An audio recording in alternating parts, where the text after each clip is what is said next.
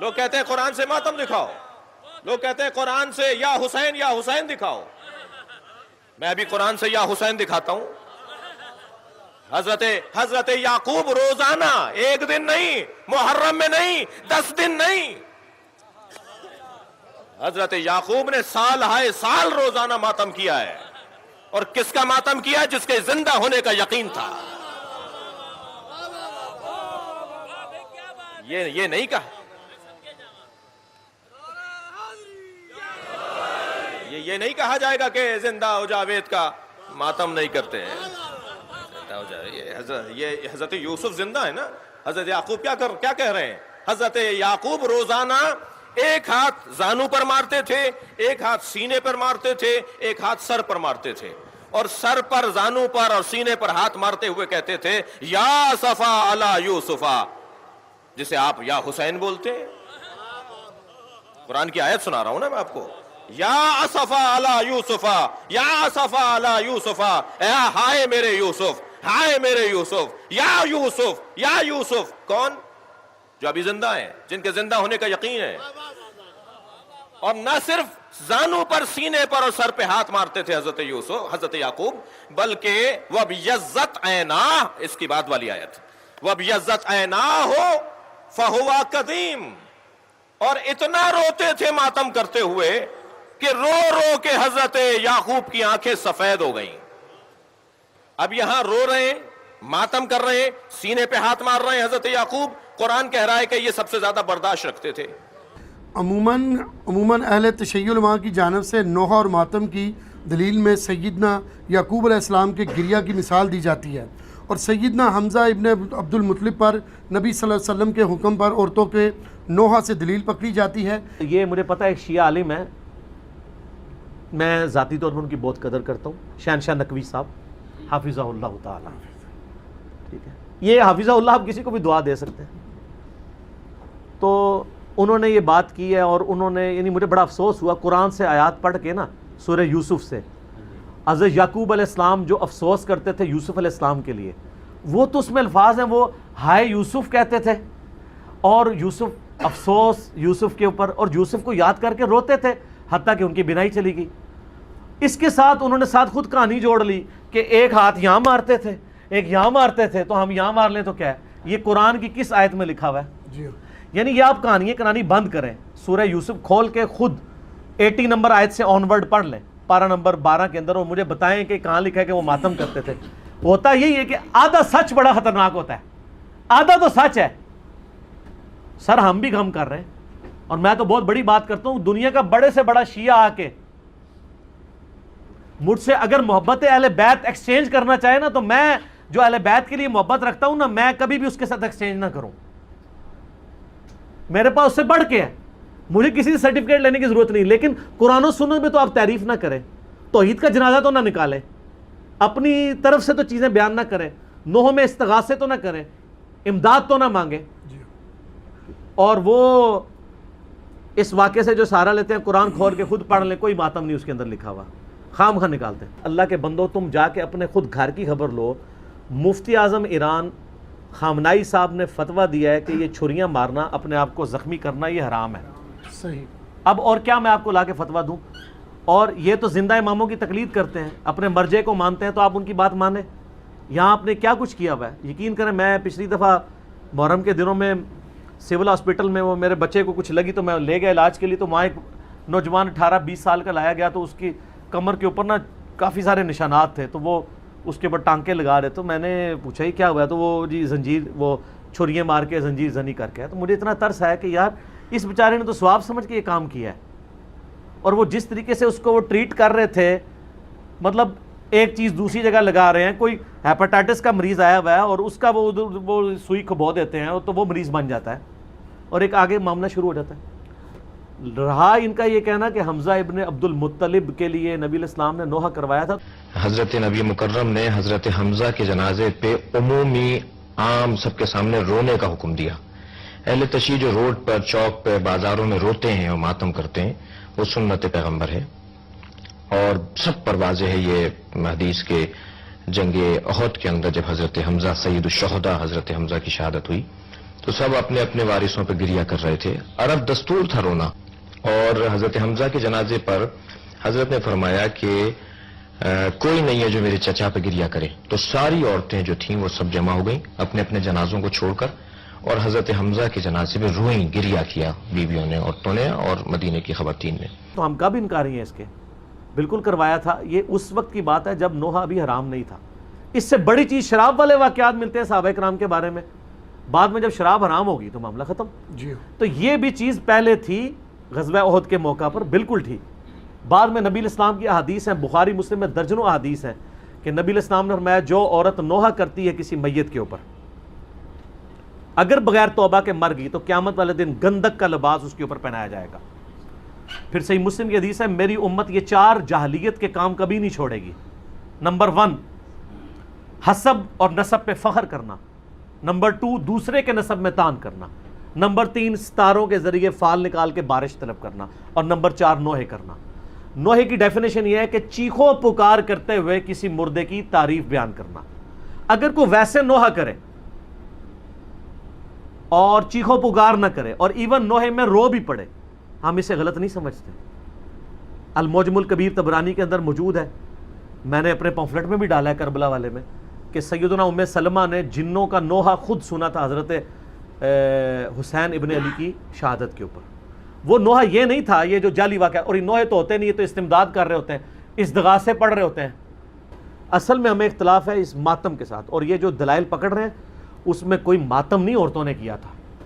نوحے میں بھی ہمیں صرف اس نوحے سے اختلاف ہے جس میں چیخو پکار کی جائے, آوازیں بلند کی جائے. اگر تعریفی کلمات کوئی کہتا ہے حضرت حسین ابن علی پہ مرثیہ پڑھے, نوحہ پڑھے, ہمیں کوئی اعتراض نہیں ہے. ہم نے خود اپنے شعیب بھائی سے یہاں پڑھوایا تھا سید نے کربلا میں وعدے نبھا دیے ہیں, تو یہ تو اہل سنت کے ہاں بھی چل رہا ہوتا ہے, ہمیں تو کوئی اعتراض نہیں ہے اس کے اوپر. لیکن واہ ویلا نہ کریں, چیخو پکار نہ کریں, اور اس میں جھوٹی تعریف نہ کریں, سچی تعریف کریں. جی اور ان سے مدد نہ مانگیں بلکہ ان کے لیے اللہ کے حضور دعائے رحمت کریں, اور صلاۃ بر محمد وآل محمد, اللہم صلی علی محمد وعلی آل محمد. اگلا سوال یہ ہے کہ محرم الحرام میں اہل تشیع کی جانب سے ماتم, جھولے, تابوت اور اس طرح کے جو افعال کیے جاتے ہیں, کیا یہ شرعی طور پہ درست ہیں؟ کوئی شریعت سے اس کا تعلق نہیں, سب کی سب بدعات ہیں. دین کے اندر ایگزیجریشن کی گئی ہے, اور اس سے بھی آگے بڑھ چکے ہیں. اب تو زنجیر زنی اور چھریاں مارنے تک بات آ چکی ہے. حالانکہ مفتی اعظم جو ہیں ایران کے خامنائی صاحب, ان کا فتویٰ ہے کہ یہ حرام ہے چھری مارنا اپنے آپ کو. لیکن آپ کو پتہ ہے انڈیا, پاکستان, بنگلہ دیش میں جو شیعہ ہیں یہ تو شیعہ ہے ہی نہیں ہے, یہ تو ذاکرین کے فالورز ہیں. کوئی علمی شغف ان کا ہے نہیں ہے. انہوں نے رسومات کا نام جو ہے وہ اہل بیت اور مکتب اہل بیت اپنے آپ کو کہہ رہے ہیں. مولانا اسحاق صاحب رحمہ اللہ تعالی, جن کی بڑی ایکسپرٹیز تھی اس فیلڈ میں, انہوں نے باقاعدہ شیعہ کی فقہ کی کتابوں سے بتایا کہ ماتم کرنا حرام ہے. وہ آج کے علماء کی لکھی نہیں, پرانی ہے. یہ بدعات ہیں جو انہوں نے داخل کی ہیں. پروگراموں کے میں خلاف نہیں ہوں, آپ کریں, لیکن سڑکیں بلاک کر کے لوگوں کو تکلیف میں ڈالنا, مریض ہاسپٹل تک نہ پہنچ سکیں, بچے سکولوں تک نہ پہنچ سکیں, اور اس طریقے سے یہ معاملات کو کرنا, یہ نہیں ہونا چاہیے. آپ کنٹرول انوائرمنٹ کے اندر کسی گراؤنڈ میں سرمنی کریں, کسی مسجد میں کریں, کسی امام بارگاہ میں کریں, ضرور کریں. لیکن یہ جو باقی جو چیزیں, یہ جھولے اور ذوالجناح کے جلوس نکالنا, اور یہ پنجے اور اس کے نیچے سے گزرنا, اور پھر آج کل تو گھوڑوں کو دفنا بھی رہے ہیں, ٹھیک ہے, تو یہ سب کے سب بدعات ہیں دین میں داخل کی ہیں. اور اس کی وجہ سے شیعہ کی ان ایکٹیویٹیز نے یعنی مکتب اہل بیت کو نقصان پہنچایا ہے. بجائے کہ ان کی تعلیمات کو سامنے لایا جاتا, ان لوگوں نے ان معاملات میں ڈالنا شروع کر دیا. ماتم بھی بالکل حرام ہے. میں نے یوٹیوب پہ میرا کلپ آلموسٹ 20 لاکھ کے قریب لوگ دیکھ چکے ہیں. ماتم کے حق میں شیعہ کے 3 دلائل, میں نے اس کا جواب دیا ہے, اور اس میں جو ایک ٹاپ آف دا لسٹ یہ پیش کرتے ہیں, میں حصول برکت کے لیے عرض کر دیتا ہوں. بلکہ میں اگلے دن ایک شیعہ عالم کو دیکھ رہا تھا, تو وہ دنیا ٹی وی پہ ایک پروگرام تھا, اس پہ بیٹھ کے وہ کہہ رہے تھے کہ جی پہلا ماتم تو سیدہ عائشہ نے کیا ہے. جہاں تک بات انہوں نے وہ اہل تشیع کے ماتم کی تو میں عرض کروں گا کہ اس طرح کے سوالات اچھے بھی ہیں اور اس کے نتیجے بھی بعض اوقات برے بھی نکلتے ہیں. تو حضرت عائشہ نے منہ پیٹا تھا نبی کے جنازے پہ, ماتم نہیں ہے تو کیا ہے؟ حضرت عائشہ کی واضح روایت ہے کہ حضرت عائشہ نے اپنے منہ پر ہاتھ مارے تھے جب نبی کی رحلت ہوئی تھی. ہاتھ یوں ماریں یا یوں ماریں کیا فرق ہے؟ یوں ماریں یا یوں ماریں کیا فرق ہے؟ بدن کو مارنا پر اعتراض ہے نا. بدن کے یہاں مارنا جائز ہے, یہاں مارنا جائز نہیں ہے. تو یہ سوچنے کی بات ہے. تو حضرت عائشہ نے نبی مکرم کے جنازے پہ گریہ کیا, ماتم کیا. تو اب اس بیچارے کا بھی قصور نہیں ہے, اس نے اپنے بابوں سے ہی سنا ہوا ہے. اس نے مسند احمد خود کھول کے بھی نہیں کبھی دیکھی ہوگی, سنی انہوں نے نہیں کھولی بھی, تو اس بیچارے نے کہاں سے کھولنی ہے جن کی اپنی کتاب ہے. ہم نے بہت پہلے ریکارڈنگ کرا دی کہ مسند احمد میں آگے الفاظ ہیں. سیدہ عائشہ کہتی ہیں, اتنا حصہ تو بخاری مسلم میں بھی موجود ہے کہ نبی علیہ السلام کی وفات میری گود میں ہوئی. تو سر اس سے سیدہ عائشہ کی یہ فضیلت تو ثابت ہوئی کہ اللہ تعالیٰ نے اپنے محبوب صلی اللہ علیہ وسلم کو سیدہ عائشہ کی گود میں وفات دی, تو یہ فضیلت بھی تو ثابت ہو رہی ہے نا. تو یہ بھی فضیلت پھر مانے نا. جیسا کہ اہل حدیث جب وہ موزوں پہ مسح, جرابوں کے مسح کی بات شروع کرتے ہیں تو کہتے ہیں وہ تو بخاری مسلم میں پگڑی پہ مسح کی بھی حدیث ہے. تو ہم کہتے ہیں اس سے صرف پگڑی کا مسح نہیں, پگڑی بھی تو ثابت ہو رہی ہے نا. لال رومال لاؤ تو پگڑی پاؤ. تو شیعہ جب کہتے ہیں کہ سیدہ عائشہ کی گود میں نبی علیہ السلام کی وفات ہوئی, تو سیدہ عائشہ کی تو فضیلت ثابت ہو رہی ہے. پھر وہ بخاری میں واقعہ بھی ہے مسواک والا. تو مسند احمد میں آگے الفاظ ہیں کہ سیدہ عائشہ کہتی ہیں جب نبی علیہ السلام کی وفات ہوئی تو میں نے آپ کا سر تکیے پہ رکھا اور باقی عورتوں کے ساتھ مل کے میں نے اپنے چہرے کو پیٹنا شروع کر دیا. وہ کہتے ہیں نہیں دیکھیں نہیں, یہ ماتم کا آغاز تو وہیں سے ہوا ہے, لیکن اس کے آگے الفاظ ہیں کہ یہ میری کم عمری اور ناسمجھی کا نتیجہ تھا.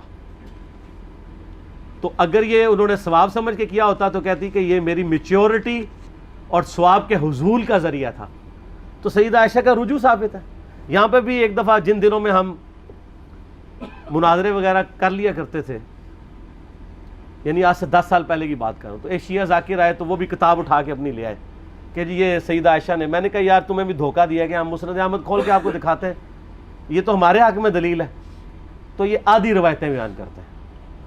تو سیدہ عائشہ کا کوئی ماتم ثابت نہیں. دوسری دلیل یہ وہ قرآن پاک سے لیتے ہیں کہ جب فرشتوں نے آگے بشارت دی سیدنا ابراہیم کی جو پہلی بیوی تھی سارہ کہ ان کے ہاں بھی اب اولاد ہوگی, تو انہوں نے حیرانگی میں اپنا چہرہ پیٹا تھا. جیسے عورتیں کہتی ہائے اب بڑھاپے میں ایک 80-90 سال کی بڑھیا پریگننٹ ہو جائے تو وہ تو پریشان ہی ہوگی نا. یہ انہوں نے, یہ تو نہیں تھا کہ ہر سال وہ چہرہ پیٹنا شروع کر دیتی, ایک واقعہ تھا اور اسے ماتم کا ثبوت نکال لیتے ہیں. یعنی کوئی بات دیکھا کریں, اس طرح چیزوں کا ثبوت نہیں نکلتا. اور تیسرا وہ کہتے ہیں ویسے کرنی نے دانت توڑ دیے تھے. دیکھیں اس میں تو میں نے اتنی بڑی ان کو پھکی دی ہے کہ وہ تو قیامت تک بھی ڈکار آتے رہیں گے اس کے. ہاں میں نے بتایا کہ بخاری مسلم دونوں میں موجود ہے کہ سہل ابن سعد السعدی رضی اللہ تعالیٰ عنہ کہتے ہیں کہ اللہ کی قسم میں جانتا ہوں کہ غزوہ احد کے موقع پہ جب نبی صلی اللہ علیہ وسلم کے دانت شہید ہوئے تھے اور آپ کا خون نہیں رک رہا تھا تو کس نے نبی علیہ السلام کے زخم کو دھویا تھا اور کس نے مرہم پٹی کی تھی. تو انہوں نے بتایا کہ ڈھال میں سیدنا علی جو ہے پانی لے کر آئے اور ڈھال کو الٹا کریں تو پیالہ بن جاتی ہے. تو سیدہ فاطمہ اس زخم کو دھوتی تھی اور جب خون نہیں رک رہا تھا تو سیدہ فاطمہ نے ایک کاٹن کا کپڑا جلا کے اس کی راکھ رکھی تو وہ خون رک گیا. یہ سہل ابن سعد السعدی آل امیہ کے دور میں سیدنا علی کی فضیلت بیان کیا کرتے تھے بخاری مسلم میں, قسمیں اٹھا کے, کیونکہ حج کے موقع پہ لوگ ان کو آ کے ملتے تھے کہ اب چند ایک صحابہ زندہ رہ گئے, ان میں سے ایک ہی ہیں. تو وہ پھر آل امیہ کے دور میں مولا علی کے فضائل بیان کرتے تھے. تو میں نے یہ پھکی دی ہے کہ جس شخصیت کے سامنے دانت شہید ہوئے ہیں اس نے تو اپنے دانت نہیں توڑے. زیادہ افیکٹ تو اس بندے پہ ہو جس نے اپنی آنکھوں کے سامنے مرم پٹی کی, یعنی سیدنا علی اور سیدہ فاطمہ, انہوں نے دانت توڑے ہیں دونوں نے. کیا تو کیا اویسے کرنی کو آپ ان سے بڑا عاشق رسول کہیں گے؟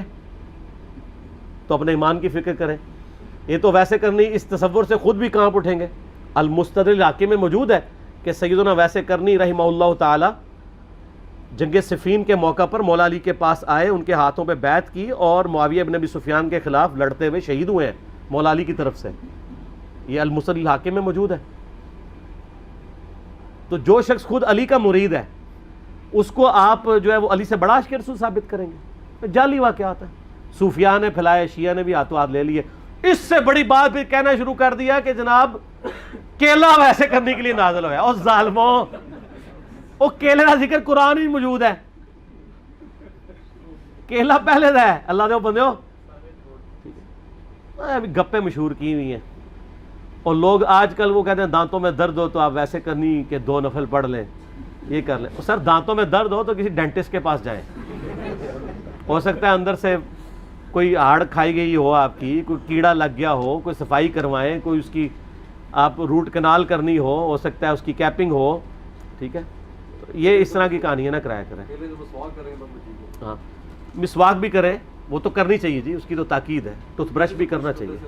ٹھیک ہو گیا, صحیح ہے جی. اس سے یہ پوچھنا تھا کہ ویسے کرنے کی سنت پہ عمل کرتے ہوئے دانت بھی موجود ہیں, کیلے بھی موجود ہیں. ہاں جی, کیا مطلب؟ اگر ویسے کرنے کی سنت پہ عمل کیا جائے ہاں پاسبل ہے. ہاں بالکل صحیح بات ہے. یہ مشورہ دے رہے ہیں کہ جو ویسے کرنے کی دلیل لیتے ہیں وہ ان کے دانت توڑیں اپنے, کیلے ان کے لیے موجود ہیں.